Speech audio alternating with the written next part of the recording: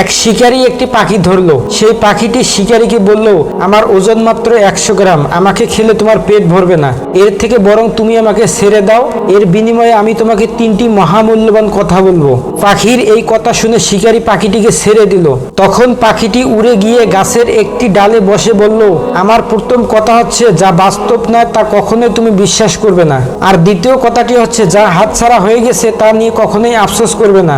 আর তৃতীয় কথাটি হচ্ছে, আমার পেটের ভিতরে 200 গ্রাম ওজনের একটা মুক্তা আছে। এই কথা শুনে শিকারী পাখিটিকে ছেড়ে দেওয়ার জন্য আফসোস করতে শুরু করলো। তখন পাখিটি বলল, আমি আগেই বলেছিলাম অবাস্তব কথা কখনোই বিশ্বাস করবে না। আমার ওজনেই তো মাত্র 100 গ্রাম, তাহলে আমার পেটের ভিতরে 200 গ্রাম ওজনের মুক্তা থাকবে কি করে? তোমাকে বলেছিলাম যা হাতছাড়া হয়ে গেছে তা নিয়ে কখনোই আফসোস করবে না, তুমি তাই করেছো, তাহলে তোমাকে উপদেশ দিয়ে লাভটা কি? এই কথা বলে পাখিটি উড়াল দিয়ে চলে গেল।